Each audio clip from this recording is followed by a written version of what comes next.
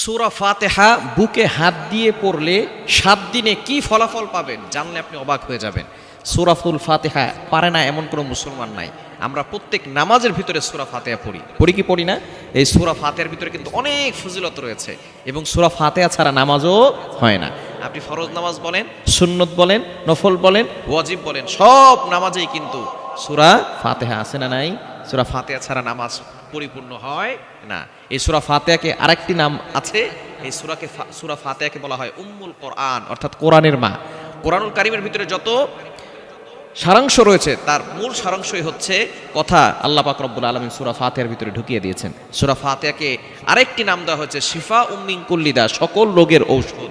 আপনি এই সূরা ফাতিহার ভিতরে অনেক ফজিলত আছে। এই সূরা ফাতিহা প্রথম সূরা এবং আল্লাহ পাক রব্বুল আলামিন প্রথমেই বলে দিয়েছেন আলহামদুলিল্লাহি রাব্বিল আলামিন, all praise is due to Allah, সমস্ত প্রশংসা ওই আল্লাহর জন্য। আর রহমানির রহিম, he is the most merciful, তিনি হচ্ছেন দয়াময়, তিনি হচ্ছেন দয়ালু।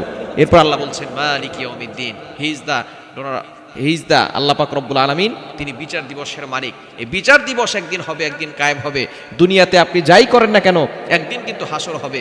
ওই দিন কিন্তু আল্লাহ পাক রব্বুল আলামিন সকলকে পাকড়াও করবেন। এজন্য সূরা ফাতিহার ভিতরে আল্লাহ তাআলা সব কিছু দিয়ে দিয়েছেন।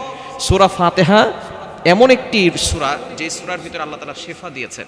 আপনি এই আমলটা যদি করতে পারেন 7 দিনের ভিতরে ভালো একটি ফলাফল পাবেন। আমলটি হচ্ছে আপনি যখন রাতের বেলা ঘুমাবেন 3 বার দুরূদ শরীফ পড়বেন, এরপরে 3 বার ইস্তেগফার পড়বেন। দুরুদের ভিতরে সর্বশ্রেষ্ঠ দুরুদ হচ্ছে দুরুদ ইব্রাহিম, যেটা আমরা নামাজের ভিতরে পড়ি। আল্লাহুম্মা সাল্লি আলা মুহাম্মাদ ওয়া আলা আলি মুহাম্মাদ কামা সাল্লাইতা আলা ইব্রাহিম ওয়া আলা আলি ইব্রাহিম ইন্নাকা হামিদুম মাজিদ। আল্লাহুম্মা বারিক আলা মুহাম্মাদ ওয়া আলা আলি মুহাম্মাদ কামা বারাকতা আলা ইব্রাহিম ওয়া আলা আলি ইব্রাহিম ইন্নাকা হামিদুম মাজিদ। এই দুরুদ ইব্রাহিম হচ্ছে যেটা নামাজের ভিতরে পড়ে সর্বশ্রেষ্ঠ দুরুদ। এটা 3 বার পড়বেন, এরপরে 3 বার ইস্তিগফার পড়বেন। আস্তাগফিরুল্লাহ রাব্বি মিন কুল্লি যামবি ওয়া আতুবু ইলাইহি লা হাওলা ওয়া লা কুওয়াতা ইল্লা বিল্লাহিল আলিয়্যিল আযীম পড়ে